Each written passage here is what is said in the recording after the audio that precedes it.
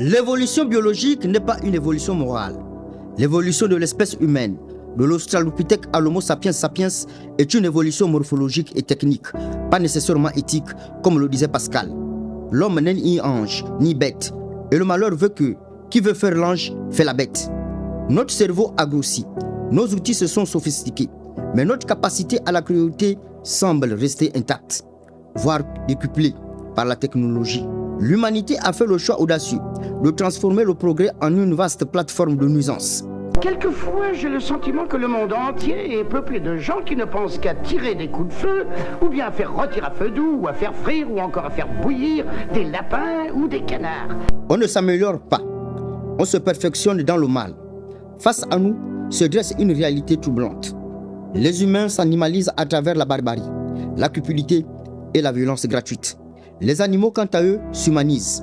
Les lions partagent leurs gazelles avec les vieux de la troupe. Les dauphins sauvent des naufragés.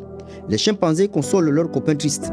Les animaux sont nos nouveaux maîtres en morale, car chez les humains, on jalouse, on s'adonne à l'hypocrisie, on frappe dans le dos, on vole, on pille, on tue, et on ose traiter les animaux de bêtes.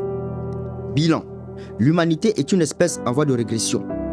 L'humanité restera cette contradiction vivante. Être capable d'envoyer un homme sur Mars, mais incapable de dire bonjour à son voisin sans lui vouloir du mal. Nos mœurs se délitent. L'hypocrisie est devenue une discipline olympique. On dit bonjour en souriant et on plante un couteau dès que l'on tourne le dos. Oups, les talons.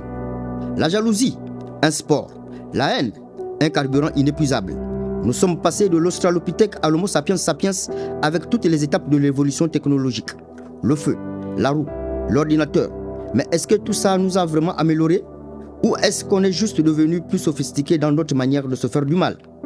Les hommes, qui devraient être les plus évolués, sont en train de régresser à une époque préhistorique, où la loi du plus fort règne.